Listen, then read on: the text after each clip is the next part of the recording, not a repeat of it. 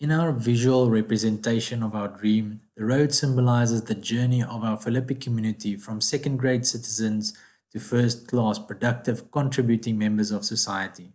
In our vision, the food hub will be the driver and heart of local food life, where the local community recreate and connect to their community's roots, with both inward and outward flows which drive progress to show the evolution of the household's journey from being able to be nourished and have enough micronutrients for the household to feed, having enough calories and micronutrients, eventually to flourishing, thriving individuals, families, and communities.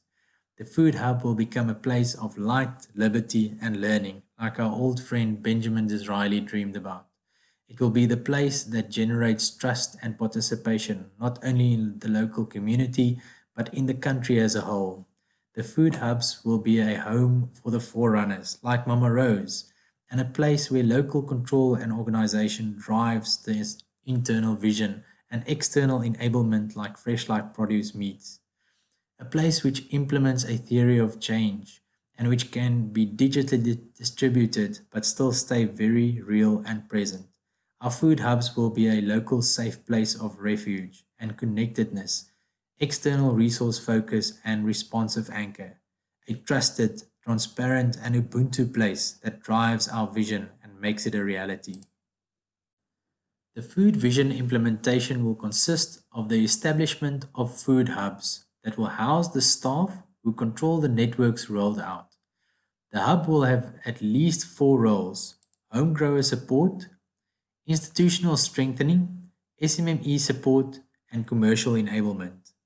These roles will be executed by networks of agripreneurs who provide a range of both technical and business services to all stakeholders.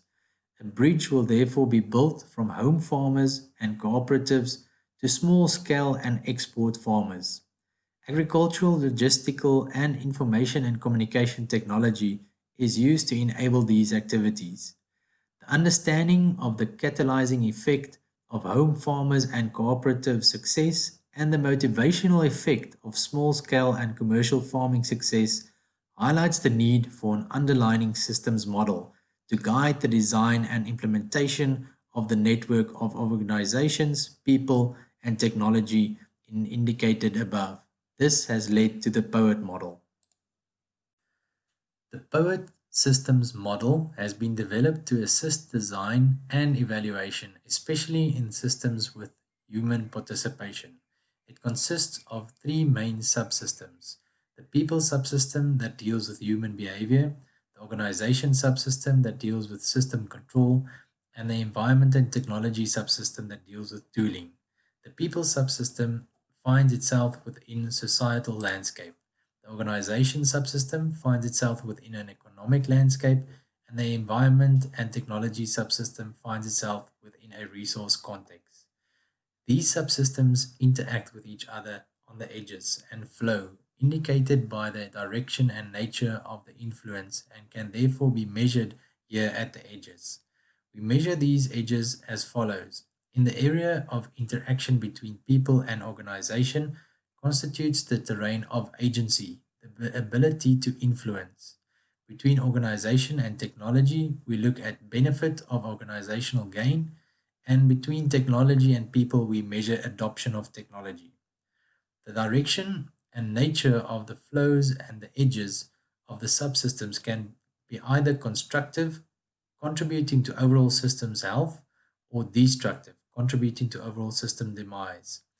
In the agency space, we can therefore find the co creation by people or the domination of people by the system.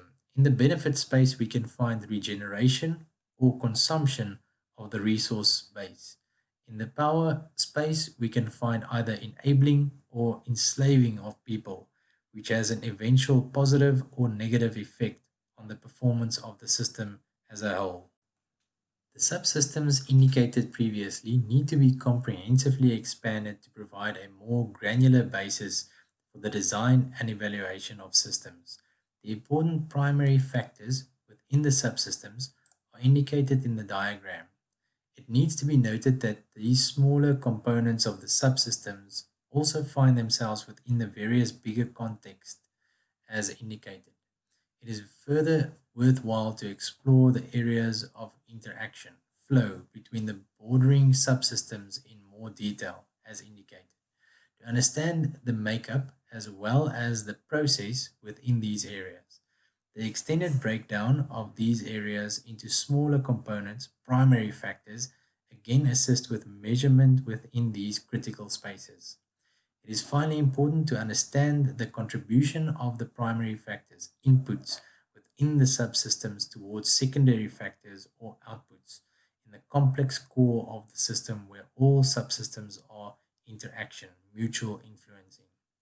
If one keeps in mind the various flow possibilities discussed previously, it should be clear that all the various interactions at subsystem as well as primary and secondary factor levels contribute positively or negatively to the final tertiary outcomes of the whole system. These final outcomes, behavior at the complex core, are indicated as the presence or absence of trust and participation by the participants in the system's life. Trust and participation are therefore seen as essential readiness conditions to contribute to the final thinking and doing change required to change the state of the whole system.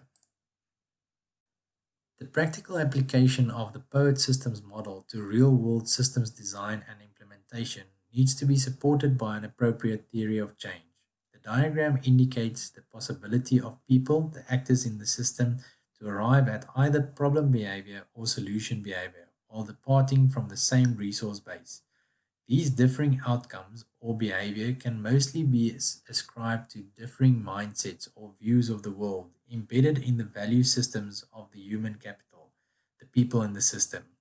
The embedded mindsets and value systems usually leads to related positive or negative action doing patterns. Our people focused theory of change follows a pull, promote, and push approach as indicated in that presentation. It needs to be emphasized that, at least in developing economies and deprived community settings, the pulling, promoting, and pushing needs to be happening at the same time to contribute to the desired solution tree scenario.